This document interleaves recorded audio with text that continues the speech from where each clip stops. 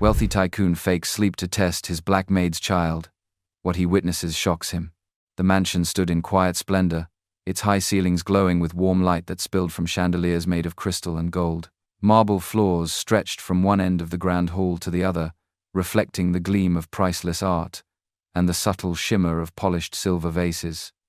Each room spoke of wealth that spanned generations, from the heavy velvet curtains that framed towering windows to the carved mahogany furniture that seemed untouched by time.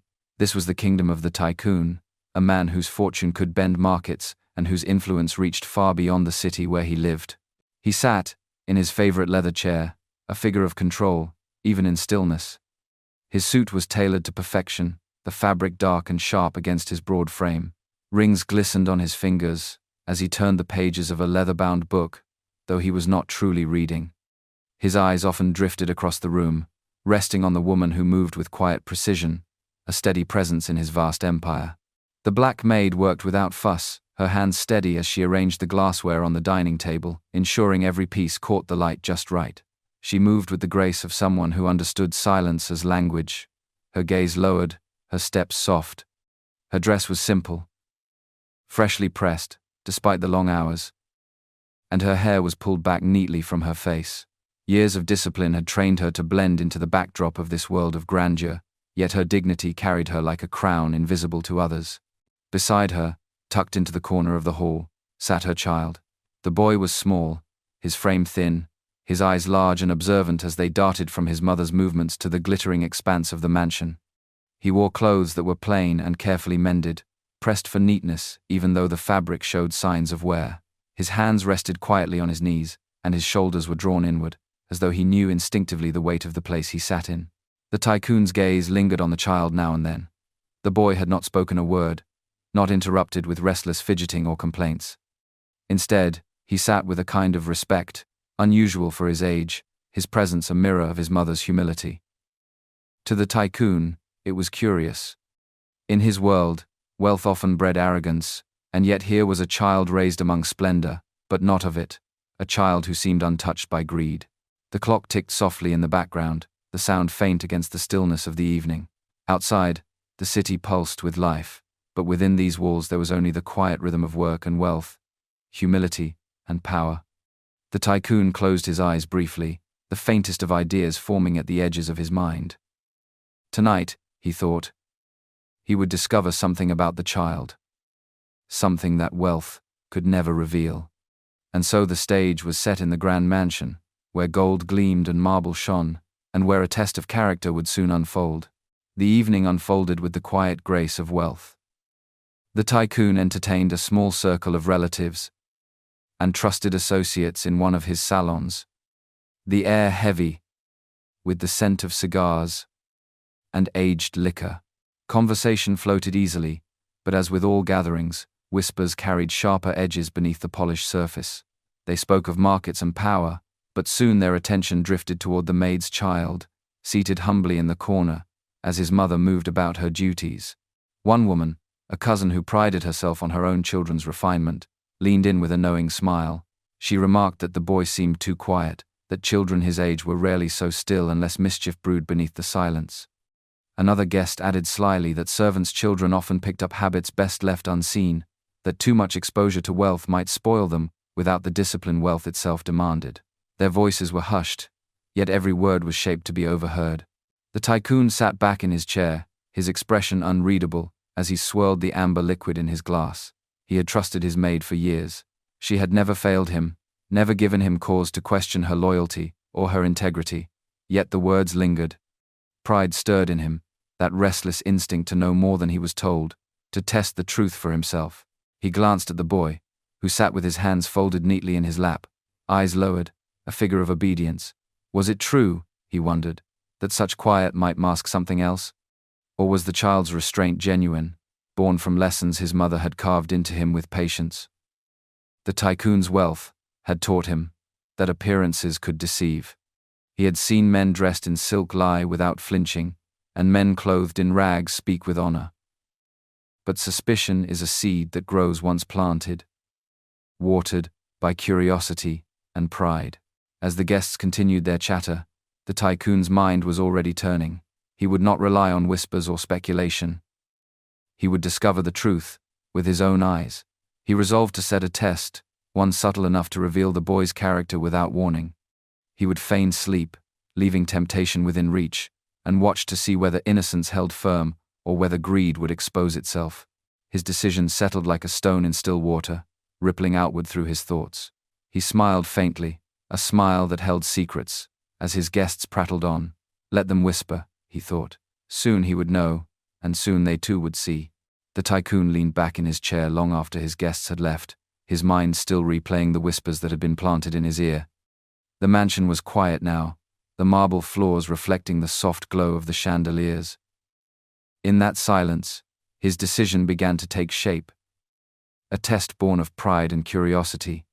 He wished to know, not from rumor or assumption, but with his own eyes, whether the maid's child would prove himself worthy of the dignity his mother carried. He crossed into the grand salon, a room vast enough to swallow sound, its walls lined with portraits of ancestors and shelves of gilded books.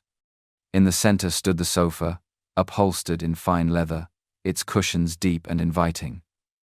The tycoon lowered himself into it, adjusting his body until he looked every bit the part of a man surrendering to sleep. His head tilted back, his breathing slowed deliberately, and his eyes closed just enough to seem lost in slumber while still allowing the faintest slit through which he could see. He gave no instruction to the staff, no warning to his maid. To tell anyone of his plan would spoil the honesty of the test. He wanted truth, raw and unguarded, so he let the silence of the hall cover him, the ticking of the ornate clock his only companion. Across the room, the maid's child sat quietly on a stool, his small frame dwarfed by the luxury around him. The tycoon noted how still the boy was, his hands folded in his lap, his back straight despite the temptation to fidget. The tycoon let his mind wander to what might happen when the room believed him asleep. Would the boy's eyes linger on the gold trinkets laid casually on the table, the silver watch that glimmered near his hand, or the wallet resting within reach? Would curiosity betray his composure, or would restraint guide him, as his mother's teaching suggested? The plan was simple but sharp.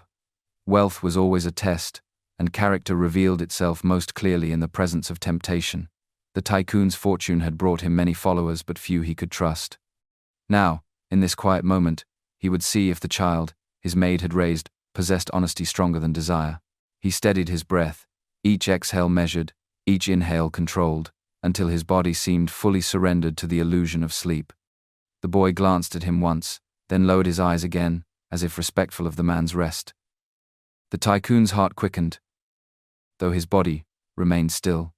The test had begun, and soon he would learn whether suspicion had poisoned truth, or whether humility would shine even when no one was supposed to be watching. The tycoon stretched himself across the length of the grand sofa, his head tilted slightly back, his eyes closed in the perfect imitation of rest. His breathing came slow and even, practiced so carefully that anyone watching would believe he had drifted into deep sleep. The leather cushions groaned faintly under his weight, and the soft golden light of the chandelier spilled across his face, highlighting every line of power and age. The black maid, who had been moving about the room with her usual quiet grace, paused to glance at her employer. Seeing him so still, she assumed the fatigue of the day had caught up with him. She wiped her hands on her apron and gave her child a small, reassuring smile before excusing herself to the back halls where other chores awaited her. Her footsteps faded, leaving behind the faint echo of her presence and the lingering scent of polish and lavender from her cleaning. The boy sat alone now, a small figure dwarfed by the grandeur of the salon. He was still as the heavy velvet curtains that framed the tall windows, his back straight on the little stool where his mother had placed him. His clothes, though plain, were clean and neatly pressed, his shoes patched but polished. His eyes flickered toward the tycoon, studying the man who lay motionless, his powerful frame suddenly reduced to the vulnerability of slumber. The air grew heavy in the silence. The clock on the far wall ticked, each second dragging across the room like a whisper of expectation. The tycoon's hand rested casually near the edge of the table, where a gleaming silver watch lay beside a wallet thick with folded bills. A gold pen, its surface catching the chandelier's glow, stood upright in a crystal holder. Each object was a temptation, glimmering against the dark wood of the table. The child's gaze lingered on them, only briefly before dropping to the floor. His small fingers laced together in his lap, and he sat without moving, his posture stiff as though the weight of the room itself pressed against his shoulders. The tycoon, behind the veil of his closed eyes, watched through the narrowest slit, every nerve tuned to the boy's slightest gesture. Would the child stretch out his hand toward the riches left carelessly within reach? Would curiosity undo the quiet discipline his mother had instilled in him? The test had begun, and the silence deepened, charged with the tension of wealth placed against innocence. The boy shifted only once, to pull his stool a little closer to the sofa. He leaned forward, peering at the tycoon's face, as if to be certain his employer truly slept. His expression was one of respect, rather than mischief, his brows furrowed in concern rather than greed. The tycoon slowed his breathing further, his chest rising and falling like the tide, committed to his disguise. The mansion around them seemed to hold its breath. The chandeliers sparkled above, the clock ticked on, and between the man pretending to sleep and the boy left alone to face temptation, the atmosphere tightened into something fragile, like glass waiting for the smallest touch to shatter. The test was underway, and every second drew them closer to a truth neither could escape. The boy sat very still, his small frame dwarfed by the towering walls of the salon. The tycoon remained slumped on the sofa, his breathing slow and measured, every line of his body projecting the stillness of a man lost in sleep. The room was so quiet that the ticking of the clock seemed louder than usual, each second marking the weight of the moment. On the table beside the sofa, a wallet lay half open, its leather gleaming under the chandelier's golden light. A thick edge of folded bills peeked out, a silent invitation. Next to it rested a watch, its face catching the light so that it sparkled like a star. A gold pen, polished so brightly that its surface seemed liquid, stood in a crystal holder. The room was filled with luxuries beyond measure, every corner lined with reminders of wealth. The child's eyes flickered toward them. For a heartbeat, his gaze lingered on the wallet, his breath catching at the sight of so much money so carelessly left within reach. His small hands shifted in his lap, as though tempted to move, but he clasped them tighter together, forcing his fingers to remain still. The silence pressed against him, heavy, urging him to act, to stretch his hand just a little and touch what glittered before him. He turned his head slightly toward the sleeping figure of the tycoon. The man's chest rose and fell in steady rhythm, his hand resting near the edge of the sofa, his face calm in the supposed peace of slumber. The boy studied him carefully, searching for any sign of wakefulness, but found none. Still, something within him resisted. His gaze returned to the table. The watch gleamed like a challenge, daring him to claim it. The wallet whispered promises of what even a fraction of that money could buy. Food, clothes, shoes, without holes. For a child, the temptation was almost unbearable. Yet beneath that whisper came another voice, softer but stronger, echoing his mother's teachings. Respect what is not yours. Do not touch what does not belong to you. Dignity matters more than hunger, more than want. The boy lowered his eyes to the floor, pulling his gaze away from the shining things that seemed to call him. He shifted again on his stool, straightening his back, folding his hands firmly as if to anchor himself. He did not move toward the wealth, though it sat so close. He did not reach for it, though no one would know if he did. Instead, he breathed slowly, steadying himself against the weight of temptation. Behind closed eyes, the tycoon watched. He felt the tension stretch between them, felt his pride wrestle with hope. The test balanced on a knife's edge. Every second the boy resisted, the truth of his character became clearer. The room, filled with riches that dazzled and distracted, was now nothing but a stage where the heart of a child was revealed, and the audience, silent and unseen, held its breath. The boy's eyes lingered for a moment on the wallet, the watch, and the glimmering pen, but his small hands never moved toward them. Instead, his gaze softened as he looked at the tycoon stretched across the sofa. The man's breathing was steady, his posture still, yet there was something about his powerful frame lying so motionless that stirred a sense of care rather than greed. The boy shifted carefully on his stool, rising to his feet as quietly as possible. A thick blanket rested on the back of a nearby chair, folded neatly by the maid earlier in the day. The boy reached for it, his movements careful, so as not to disturb the quiet of the salon. With both hands he lifted the heavy fabric and stepped gently toward the sofa. His eyes flicked once to the man's face, the eyes closed in the illusion of slumber, before he spread the blanket lightly over him. He smoothed it down across the tycoon's chest with the gentleness of a child taught to respect not just wealth but people. Once the blanket was in place, the boy bowed his head slightly. His lips moved in a soft whisper, words carried more by intention than sound. It was a small prayer. One for the man's health, for his safety, for the strength to continue leading the household that gave his mother her work. The boy did not ask for riches, nor for toys, nor for favor. He simply wished the man well, a wish as humble and pure as his presence in the great hall. The tycoon, behind his closed eyes, felt the weight of the blanket settle over him. He had expected the creak of coins rattling or the scrape of small fingers against his possessions. Instead, he heard the hushed murmur of a blessing and the careful steps of a child tidying the edges of the sofa. His heart, accustomed to suspicion and guarded by years of wealth, stirred at the unexpected warmth of the gesture. The boy did not stop there. He noticed the books stacked untidily on the table beside the sofa, their spines crooked, and began to align them neatly. He picked up a cushion that had slipped to the floor and placed it back with both hands, patting it into shape. The silver pen that gleamed so brightly he lifted, not to pocket, but to return carefully to its holder. With each small act, he restored order to the room, his actions guided by discipline and humility. When he had finished, he returned to his stool, folding his hands in his lap once more.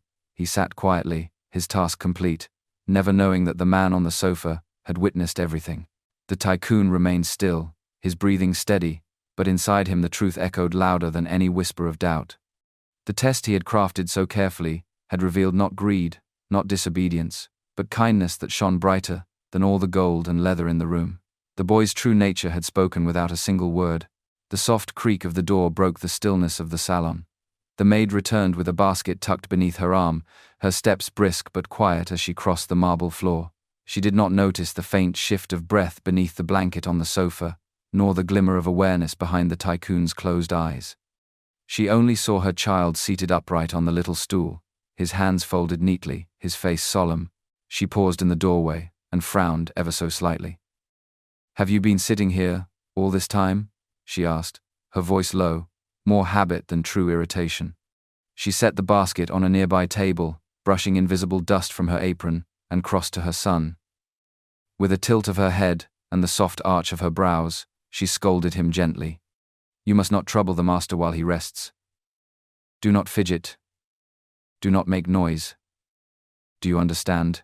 The boy lowered his eyes, his small shoulders bending forward in apology. He bowed his head, his voice too soft to carry, but his posture said enough. He accepted her words without protest, even though his only actions had been kind. His fingers clenched slightly around each other, then stilled. He did not explain about the blanket, the books, or the whispered prayer. He simply let her speak, respecting her authority as he always did. The maid sighed, shaking her head with weary affection. She smoothed a stray curl from her son's hair and straightened his collar, muttering about manners and appearances. She looked again toward the tycoon on the sofa, her employer seemingly asleep, and lowered her voice further. "He is a great man.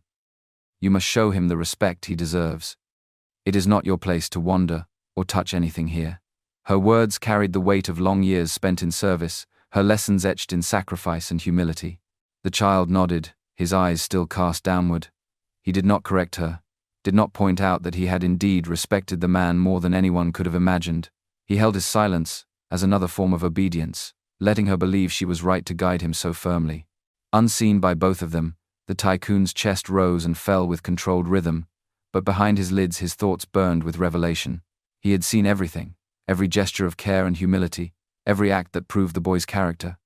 Now, as he listened to the maid's gentle scolding and watched the boy bow his head without complaint, his respect deepened further.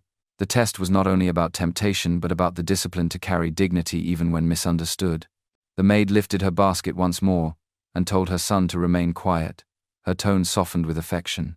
The boy murmured assent, folding his hands again, while the tycoon lay still, the corners of his mouth twitching faintly in the shadow of a smile he would not yet reveal. The silence in the salon broke like glass when the tycoon shifted under the heavy blanket. His movements were deliberate, slow at first, then steady as he sat upright. The maid froze where she stood, her basket slipping slightly in her grip, her eyes widening in disbelief.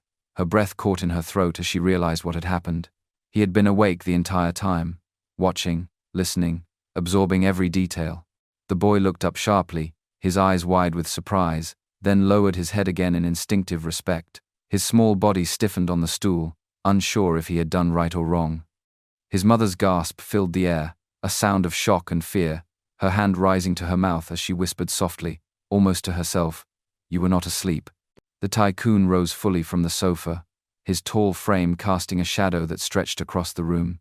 His face was unreadable at first, his eyes sweeping over the child and then fixing on the maid. The sound of footsteps echoed in the hallway, and within moments others began to appear.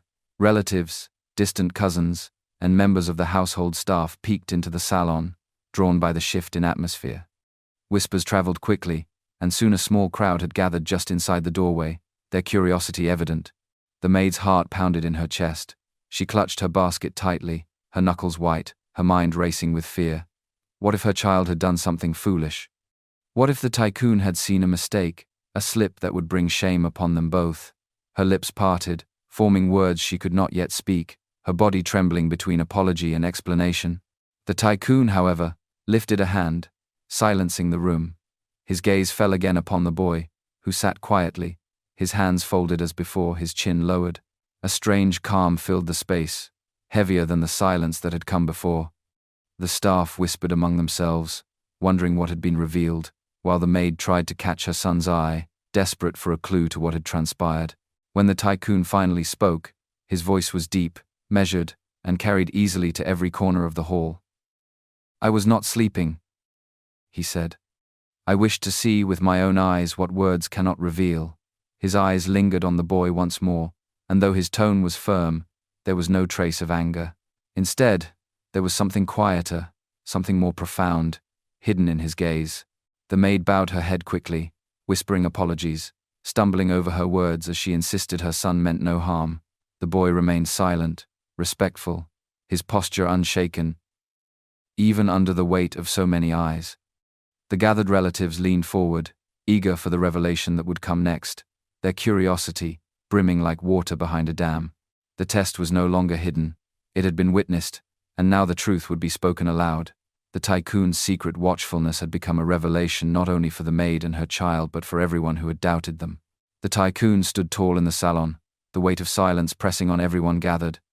His eyes lingered on the boy first, the small figure sitting with his head bowed, hands folded neatly in his lap. Then the tycoon lifted his voice, not in anger, but with a strength that carried into every corner of the hall. He declared before all that the child had shown something far greater than cleverness or obedience. He said the boy had revealed honesty, humility, and respect, qualities that were worth more than gold, more valuable than the endless riches that filled the mansion. The words rippled through the crowd, and the maid gasped softly, pressing her hand against her chest as tears filled her eyes. For so long she had lived quietly, her dignity wrapped in silence, enduring whispers that questioned her place and her son's worth. Now, in the presence of those who doubted her, her child was lifted high not by wealth but by the truth of his character. The tycoon's gaze shifted, his expression hardening as he turned toward the relatives and staff who had whispered doubts only hours before. He spoke sharply now, his voice edged with the authority that had built empires. He scolded them for letting arrogance blind them, for daring to judge without seeing, for thinking that wealth alone could measure a person's value. He reminded them that character cannot be bought, that no jewel or car or estate could ever outweigh the integrity of a child who chose dignity when temptation lay within his grasp. The room fell still again, but this time it was not heavy with fear. It was filled with the quiet sting of shame. Relatives lowered their eyes, some shifting uncomfortably under the weight of his rebuke. The staff bowed their heads, realizing that their doubts had been exposed and crushed by the truth spoken aloud. The boy, still seated, raised his gaze only slightly, and in his wide, humble eyes, the tycoon saw the honesty that had already spoken louder than any words. The tycoon then stepped closer, laying his hand gently on the boy's shoulder. He told him, in front of everyone, that his mother had raised him well, that the dignity he carried was a gift few possessed. The boy nodded quietly, bowing his head again, but his small chest swelled with pride he could not fully hide. The maid, unable to hold back her tears, whispered her thanks, her voice breaking with emotion. In that moment the story of the test no longer belonged to the tycoon alone. It belonged to everyone who had witnessed it. They would carry it beyond the mansion's walls, Whispering of the night, a wealthy man discovered that true treasure was found not in the glitter of riches but in the honesty of a child and the quiet strength of his mother. The tycoon's voice had reminded them all of a truth easily forgotten. Money builds houses, but character builds legacies. The tale of the test did not stay confined within the walls of the tycoon's mansion. By the next morning, it had already begun to drift through the city, carried in hushed conversations at market stalls, murmured over tea in narrow courtyards, and whispered in the corridors of offices where news of wealth and scandal traveled fastest. People repeated it with wonder, savoring each detail. They spoke of the powerful man who pretended to sleep, of the temptations he laid bare, and of the child who resisted every glittering lure. The whispers grew louder as the story spread. Some said it was proof that arrogance often blinds those who possess it, while humility, when tested, shines brightest. Others told it as a parable, using it to remind their children that wealth does not define worth, that honesty and respect carry a value far beyond coins and jewels. The tale reshaped itself in every telling, but at its center remained the same truth: the black maid's child, who in his innocence and dignity had silenced an entire room of doubters. For the maid, life changed quietly. She still carried out her duties with the same grace, her steps soft across the polished floors, her hands steady as she worked. Yet wherever she went, she felt eyes linger on her longer, not with disdain but with newfound respect. Some of the staff lowered their voices around her, as if cautious of offending the woman who had raised such a son. Relatives who had once whispered cruelly now spoke to her with politeness, unable to erase the memory of the tycoon's words. Her child became a figure of quiet admiration. Neighbors spoke of him as an example for their own children. They told the story of how he had sat in a room full of gold and touched nothing, how he had chosen to cover a man with a blanket instead of filling his pockets, how he had whispered prayers instead of grasping for wealth. In a city where money often dictated respect, this boy became a symbol that innocence and dignity could still command the highest honor. The tycoon himself ensured the lesson would not be forgotten. At dinners and gatherings, he spoke openly of what he had seen. He praised the boy in front of his relatives, reminding them that the wealth he had built meant nothing if not matched by integrity. He scolded those who had doubted the maid and her son, his voice sharp enough to silence further gossip. Each time he repeated the story, his words struck deeper, etching the truth into the minds of those who heard. By the time the tale had circled back to the very people who had planted the seeds of doubt, their voices faltered. They had no defense, no clever excuse. Their arrogance had been stripped bare, their judgments overturned by the clear light of the tycoon's admiration for a boy who owned nothing yet proved himself richer in character than most. The city remembered the story not simply as a test of a child but as a reminder that humility cannot be underestimated. Wealth could purchase homes, cars, and jewels, but it could never buy honesty, kindness, or respect. Those belonged to the heart alone. And so the boy, the son of a maid, became more than a child in their eyes. He became a lesson whispered again and again: dignity has no price, and when arrogance mocks it, it always loses.